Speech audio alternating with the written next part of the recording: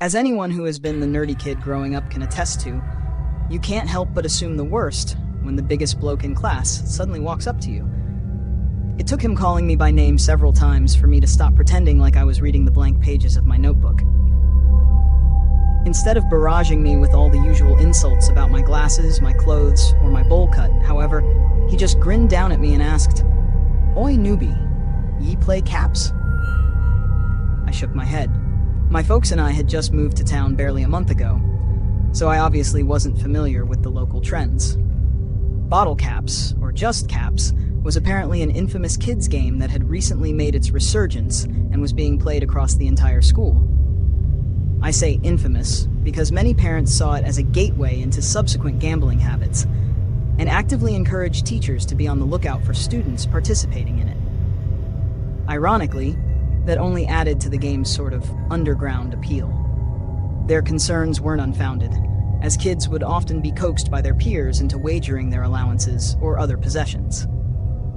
"I can show ya," the boy said, dropping a handful of bottle caps onto the desk in front of me. He was huge, his presence looming over me like a mountain. His name, I later learned, was Cooper. "I don't have any money," I stammered. Cooper laughed. "Don't worry, mate. First game's on the house. Come on, it's easy." He picked up a cap and showed me the inside, where a number was scrawled in permanent marker. "This one's worth 20. You just gotta guess how many points the other bloke has. If you get it right, you win. Simple." I hesitated, glancing around the classroom. No one else seemed to notice us. "Okay, but I don't know how to play." "It's easy," Cooper said again, already picking out 4 caps for himself. "Just follow my lead." Needless to say, I lost my lunch money that day, but a few pounds was a small price for the thrill of taking part in something I wasn't supposed to. The game was deceptively simple, as Cooper had explained. Each player grabbed 4 random bottle caps from the set, each cap having a number written on the inside showing the amount of points it was worth. The numbers could be 5, 10, 15, 20, or 25. Players then took turns guessing how many points the other had, with the opponent indicating higher or lower if the guess was wrong. If a player suspected they were being misdirected, they could call their opponent out. By the end of the game, Cooper had all my points pinned down. 55, he said with a grin. I glanced at my caps and sighed. "Yeah, you got it." He flipped his caps to reveal his score, just as the rules required. "Good game, newbie. Don't worry, you'll get the hang of it."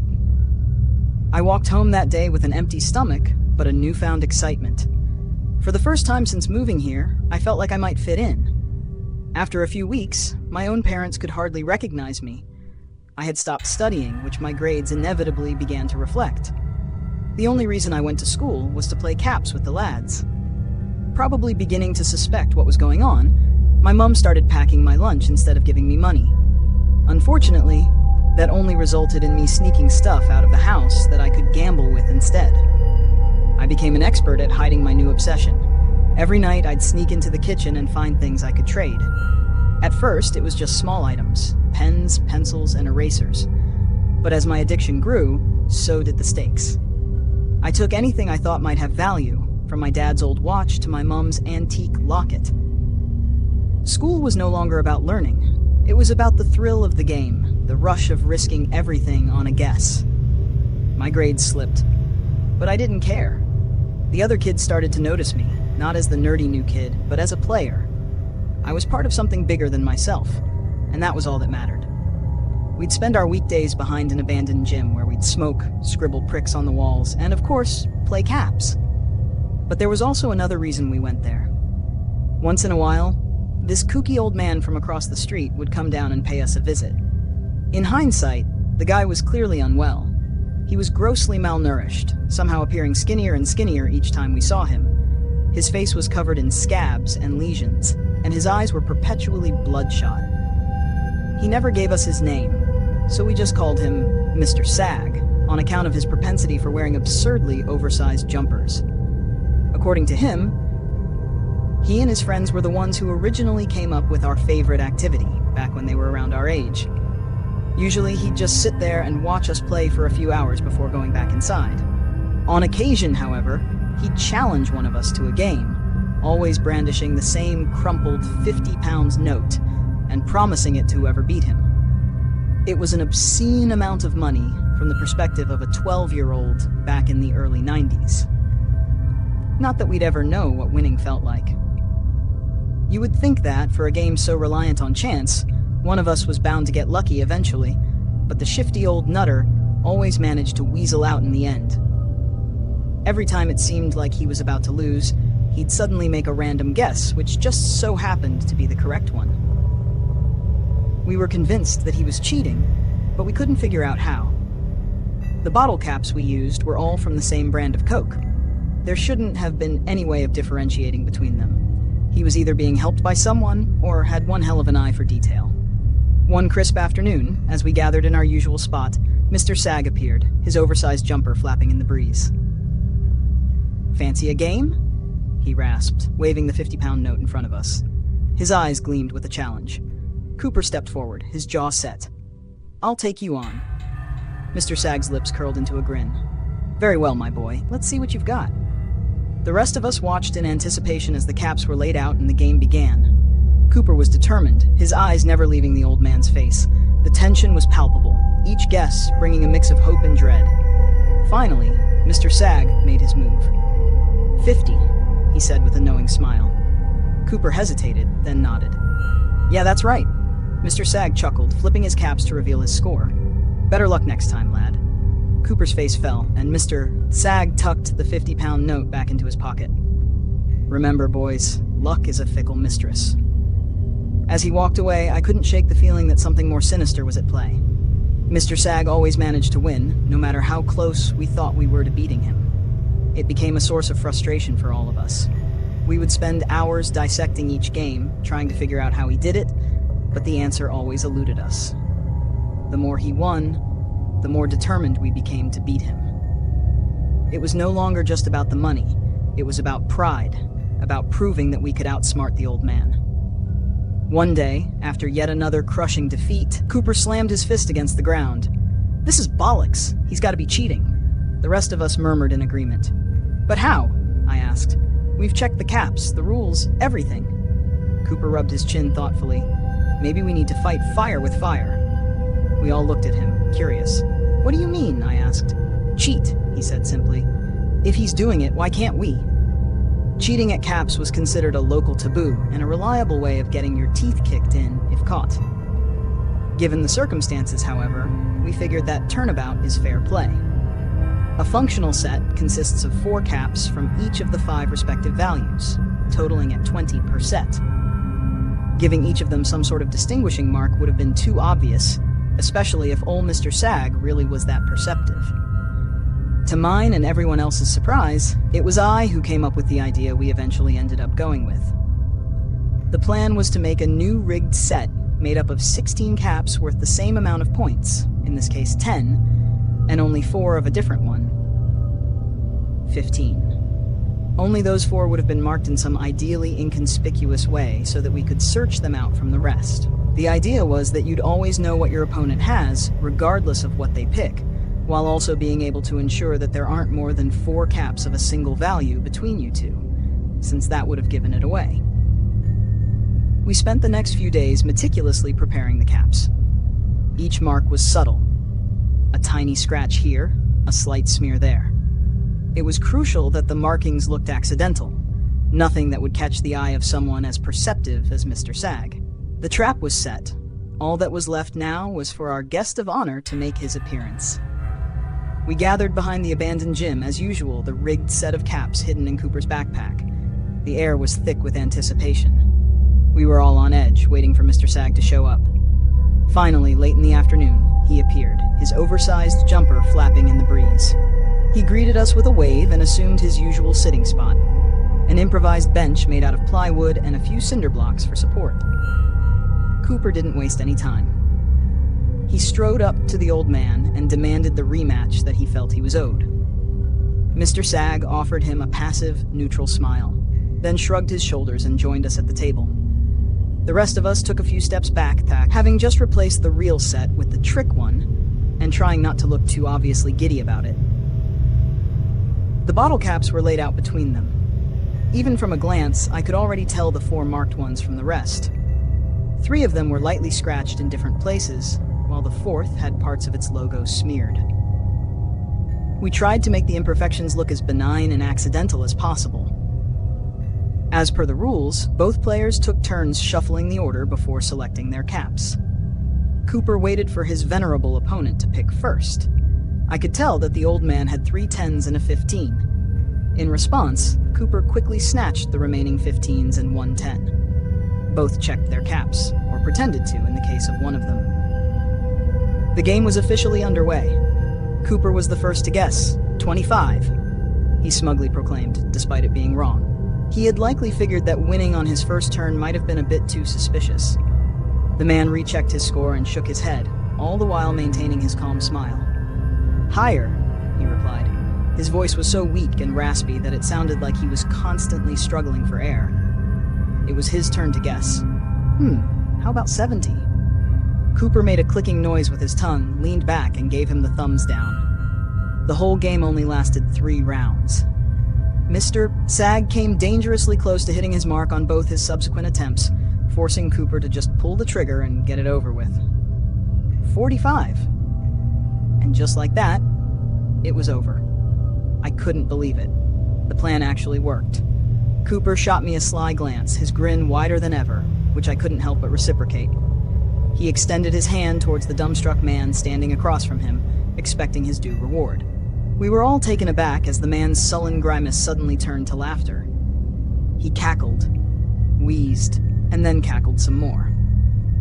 I'm not sure what sort of reaction we expected, but it certainly wasn't that. Before a now confused Cooper had the chance to retract his hand, Mr. Sag had grabbed it with both of his. He shook the boy's entire arm and then triumphantly slapped the coveted 50-pound note down in front of him. I had never seen the old man this lively before. He seemed genuinely overjoyed to have lost, as though a tremendous weight had been lifted off his shoulders. We looked on in stunned silence as he made his way over to the nearby intersection, laughing and cheering all the while. It was surreal watching him just stand there, tapping his feet against the pavement in celebratory fashion as the other pedestrians circled past him. He appeared to be waiting for something. Cars slowed down, thinking he intended on crossing, but the scraggly old geezer just waved them off with a smile.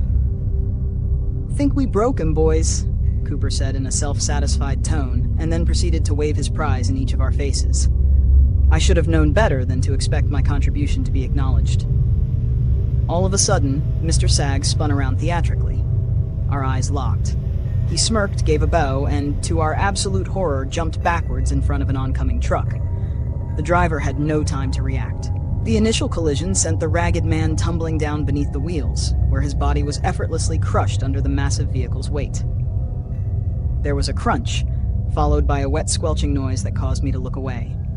All around me, there were screams of panic and confusion. "Ambulance! Somebody call an ambulance!" a woman yelled. It was clearly much too late for that, though. The rest of the kids were quick to scatter. I felt Cooper grab me by the elbow and try to pull me back, but my body wouldn't move. It was like my soles were nailed to the ground. After a few attempts, he gave up and sprinted off as well. To this day, I'm not sure what compelled me to stay. Maybe it was shock, or perhaps it was a feeling of guilt.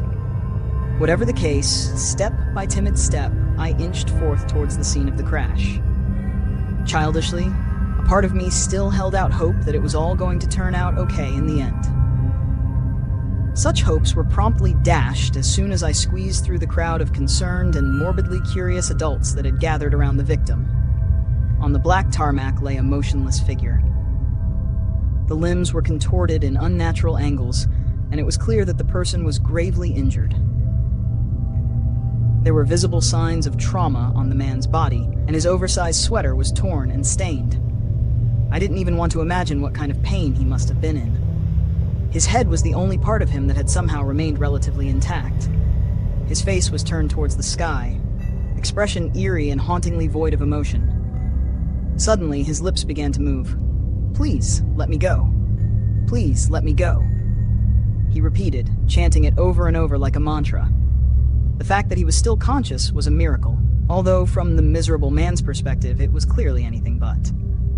My stomach turned as the man's bulging, bloodshot eyes singled me out from the other bystanders. A warm trail of urine ran down my leg. His grimace twisted with anger. "You," he hissed through broken teeth. "You cheating little kid. What have you done? She won't let me go. She'll never let me go because of you." The horrified crowd turned to look down at me. It was too much. I let out a scream and shoved past them, running away as fast as my short legs could carry me. I never told anybody about what happened that day, not even my parents. It sort of remained this unspoken secret that everybody involved knew not to talk about. Ironically, the whole experience might have done the majority of us good, since we quit playing caps and started attending classes again. Or, at least, that might have been the case if my story ended there. The incident with Mr. Sag shook us all to our cores. The group that once bonded over caps began to drift apart. Fear and guilt gnawed at us, making it impossible to enjoy the game anymore. Cooper stopped talking about our escapades behind the gym and focused more on school. The other kids followed suit, each of us retreating into our own worlds. I couldn't shake the image of Mr. Sag's injured body or his haunting words. They replayed in my mind every night, turning my dreams into nightmares. Despite our best efforts to move on, the memories of that day lingered like a dark cloud over us. I found myself walking past the intersection where Mr. Sag had met his end, staring at the spot where his blood had stained the pavement. It was a morbid compulsion, a need to confront the horror I had been part of. One day, as I stood there, lost in thought, a voice broke through my reverie. "You okay, kid?" I looked up to see a middle-aged man in a police uniform. His face was kind but weary, the kind of weariness that comes from seeing too much. "Yeah," I mumbled. "Just remembering." He nodded, understanding in his eyes. "It's tough, I know. Accidents like that, they leave a mark."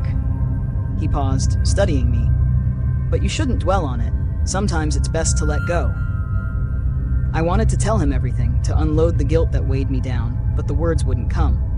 Instead, I nodded and walked away, the officer's words echoing in my mind. Letting go seemed impossible when the past clung to me like a shadow. Years went by. I was a few days removed from my 17th birthday. It was Sunday, and I had the apartment to myself for once, which didn't happen very often. I was planning on spending the evening eating crisps and watching the most entertaining TV show I could find, when suddenly, the phone rang. With nobody else around, I begrudgingly rolled off the sofa and sauntered over to pick it up. It was Cooper. It took me a minute to recognize his voice. We hadn't spoken in over 3 years, not for any particular reason, we just grew apart. Although he tried to maintain a friendly tone at first, it was clear that there was more brimming beneath the surface. It didn't take long for the desperation to leak through. His voice cracked, and I could practically hear him holding back tears. He started telling me how sorry he was, and that he had no other choice. I did my best to encourage him to be less vague, but it made no difference. He just kept on apologizing. I decided to wait for him to calm down before trying to understand what he was saying. "Listen," he finally said. "You're at your place, right? Go check if your door and windows are locked and call the cops. Tell them that somebody's trying to break in. Just trust me, please." I tried to get more information, but he kept insisting that I wouldn't believe him, and that telling me would only make me think he was playing a prank. He asked if my folks were around. I said no.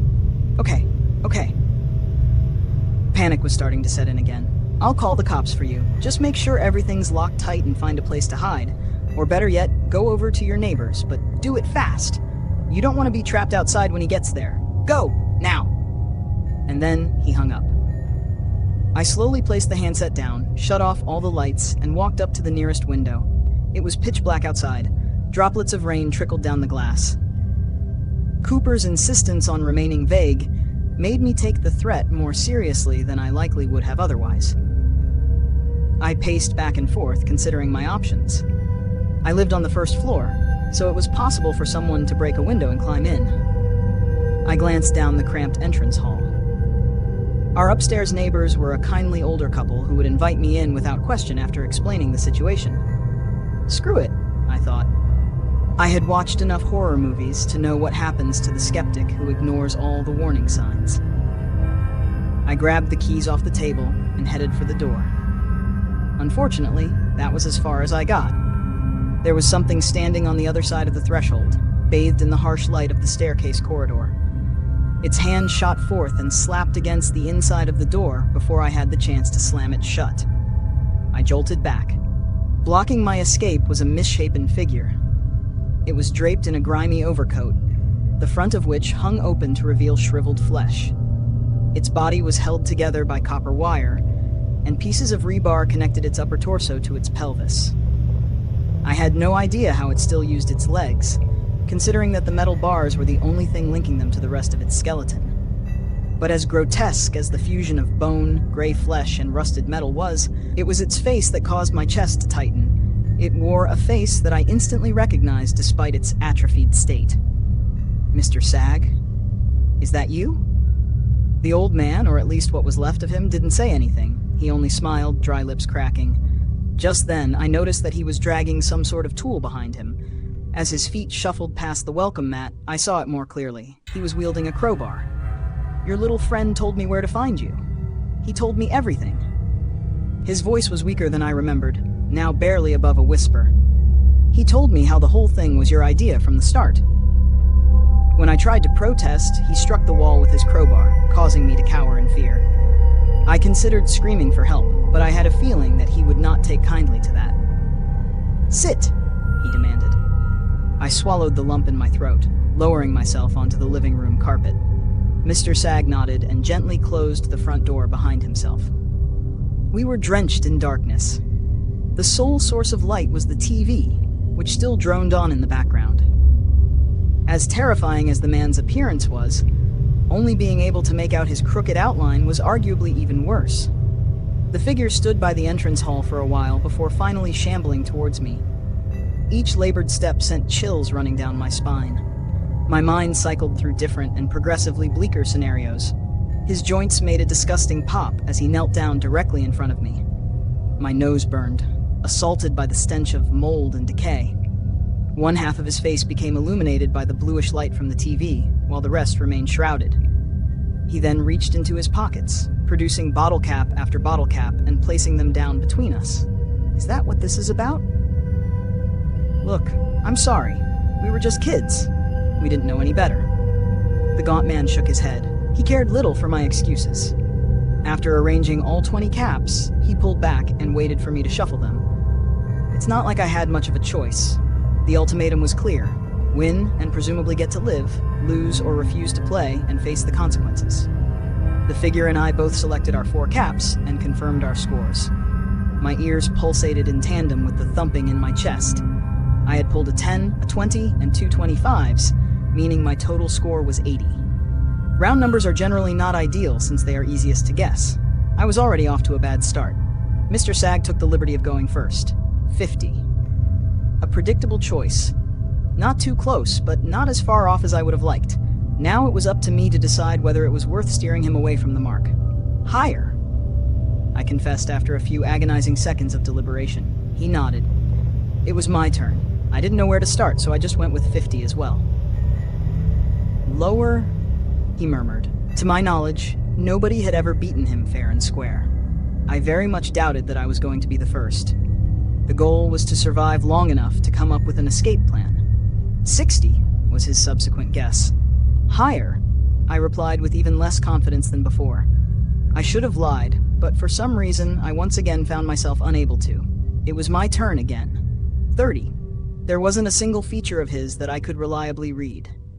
It was like playing against a statue. Lower. If he was being truthful, then my only remaining choices were 20, which is the lowest possible score one can have, and 25. Assuming, of course, that he hadn't been leading me astray from the start. 70.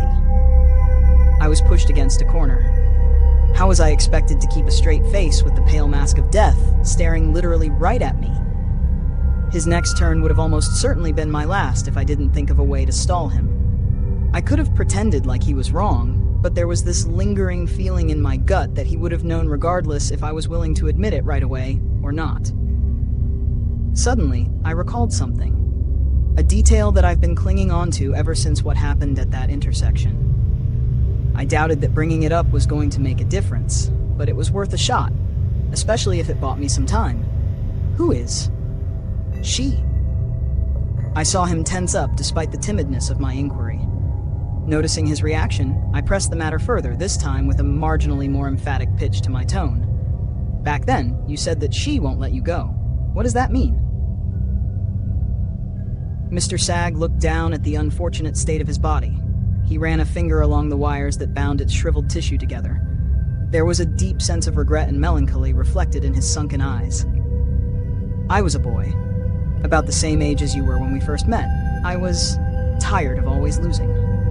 He paused after every sentence as if expecting some malevolent force to strike him down. When nothing happened, he carried on. Always the loser, never the winner. He chuckled dryly. But then, she came to me. He leaned in, cupping one side of his mouth while his clouded pupils darted warily about. His breath caused bile to rise to the back of my throat. I felt compelled to also check my surroundings, but saw nothing in the darkness that encompassed us.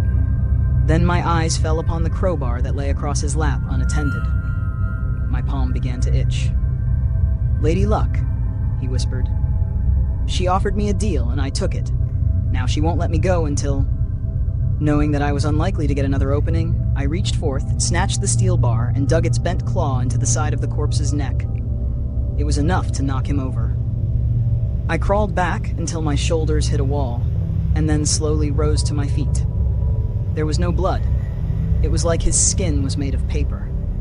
Once the initial shock had subsided, and I noticed him reaching for the tool embedded in his neck, I grabbed one of Mum's decorative pots from the counter and smashed it against his skull before running for the door. I stumbled down the single flight of stairs, and to my surprise and great relief, found 2 officers waiting for me at the bottom. All 3 of us heard the sound of glass shattering. When the cops went up to investigate, they only found a broken window. They searched the alleyways and then the whole block, but predictably discovered nobody matching my intruder's description. Of course, I spared them the more unbelievable parts of my account. They would have probably assumed that I was high if I told them that some Frankenstein's monster-looking bastard had broken into my home and forced me to play caps with him. I never heard from Cooper again. He was the one who rang the cops, so I can only presume that they had some questions for him as well. If they did, I was never informed of the outcome. He had moved several times since we lost contact, so I had no idea where to find him. For all I know, Mr. Sag could have gone back and finished the job, though I doubt that. If he wanted to just straight up kill either of us, he would have done it. In fact, I don't think he was ever the real villain to begin with. He was but a symptom of something far more malevolent that's still out there, preying on the unsuspecting and gullible among us. It's been over 2 decades. I've been through a divorce, married again, and had 2 kids who are currently in their preteens. This is the first time I'm telling my story exactly how it happened. Why am I bringing it up now, you ask? It was my turn to drive the kids to school this morning. My daughter forgot her backpack, so I went up to her room to fetch it. When I picked it off the floor, however, I felt something jiggle in one of the side pockets. The sound was all too familiar. I looked inside. What I found were exactly 20 bottle caps, each with a number written on the inside of it. I think we'll need to have a talk. The next morning, I dropped the kids off at school and called in sick to work. I couldn't focus. My mind was spinning with memories I had buried for years. I had to get to the bottom of this. After brewing a strong pot of coffee, I settled down at the kitchen table with my old notebook from school. I had kept it all these years, a relic of a time I tried so hard to forget. Flipping through the pages, I found the list of names from our old CAPS group. Most of them were just kids I lost contact with, but a few stood out. Cooper, of course, but also a few others who had stuck around longer than most. One name in particular caught my eye: Danny. He was younger than Cooper, but had been just as obsessed with the game. Maybe he still lived in town. It didn't take long to find Danny's number online. With a deep breath, I dialed. After a few rings, a familiar voice answered. "Hello? Danny, it's me. From school. Remember CAPS?" I didn't have to say more. Danny fell silent, and then I heard a shaky breath. "I was hoping never to hear about that again," he said. "Why are you bringing it up now?" I told him about my daughter's discovery and how I feared the past was catching up to us. Danny was quiet for a long moment before he spoke again. I've had nightmares about Mr. Sag for years, but I never thought he'd actually come back. Neither did I admitted. But we need to figure this out. Maybe we can stop it for good. That evening, Danny came over. We sat at the kitchen table, spreading the bottle caps across its surface. The numbers seemed to mock us. Danny shook his head. This can't be happening again. I thought we were done with this. Me too, I said, but it looks like we're not. We need to find out who or what Mr. Sag really was and how we can stop this. As we pored over the caps, a knock echoed through the house. My heart stopped. Danny and I exchanged a glance, fear evident in both our eyes. I stood up, moving cautiously toward the door. Another knock, louder this time, more insistent. Who is it? I called, my voice trembling. No answer, just silence. I took a deep breath, unlocking the door and pulling it open. The figure standing there was the stuff of nightmares. Mr. Sag, or what was left of him. His mummified skin, the rebar and wires holding his body together, the hollow, lifeless eyes, it was all there. Hello again, he rasped, a grin splitting his cracked lips. Ready for another game? I stumbled back, my heart pounding in my chest. How are you still here? What do you want? Mr. Sag stepped inside, his movements jerky and unnatural. I told you, didn't I? Lady Luck never lets her debts go unpaid. Who is she? I demanded. What does she want with us? He chuckled, a dry, hollow sound. Lady Luck is the spirit of chance, the embodiment of fortune. She grants luck to those who seek it, but her price is steep. I made a deal with her long ago. Now I'm bound to her, just as you will be if you lose. Danny stood up, his face pale. We're not playing your game anymore. We're done with this. Mr. Sag's eyes gleamed. You think you have a choice? Once you enter Lady Luck's domain, you're hers. The only way out is to win. Desperation clawed at my insides. What happens if we win? He shrugged, a grotesque movement that sent shivers down my spine. You get to keep your soul, but if you lose... He trailed off, his meaning clear. I glanced at Danny, then back at Mr. Sag. We're not playing. Get out. Mr. Sag shook his head slowly. You don't get it, do you? You're already playing. The moment you found those caps, the game began. My blood ran cold. The realization hit me like a freight train. This wasn't just a game. It was a trap, one we had walked into willingly all those years ago. And now it was happening again. Without thinking, I lunged at Mr. Sag, grabbing the crowbar from his hand. He stumbled back, surprised. I swung it at his head, the impact sending him crashing to the floor. Danny rushed forward, helping me pin him down. There's no blood, Danny whispered, horrified. It's like he's not even human. Mr. Sag laughed, a chilling sound. You can't kill what's already dead, boys. But you can win. I raised the crowbar again, but Danny grabbed my arm. Stop! We need to get out of here. I hesitated, then nodded. We backed away, leaving Mr. Sag lying on the floor. We ran out the door, down the stairs, and out into the street. The cool night air hit my face, a stark contrast to the terror inside. We didn't stop running until we reached the police station. Bursting through the doors, we must have looked like lunatics. Help! I shouted. There's a man in our house. He's... The officers looked at us, puzzled but concerned. Calm down. What's going on? I took a deep breath, trying to steady myself. There's a man in our house. He's trying to kill us. 2 officers followed us back, their skepticism clear. But when we reached the apartment, Mr. Sag was gone. The only evidence of his visit was the broken door and the caps scattered across the floor. He was here, I insisted. I swear. The officers exchanged a glance. We'll take a look around. In the meantime, you two need to stay somewhere safe. As they searched the building, Danny and I stood outside, shivering despite the warmth of the night. The weight of what we had experienced pressed down on us. We knew this wasn't over. Lady Luck was out there, waiting. And she wouldn't stop until she had what she wanted. The police officers conducted a thorough search of my apartment and the surrounding area, but they found no trace of Mr. Sag. To them, it looked like nothing more than a break-in, perhaps the work of a vagrant. They advised us to secure the apartment and contact them if anything suspicious happened again. Danny and I knew better.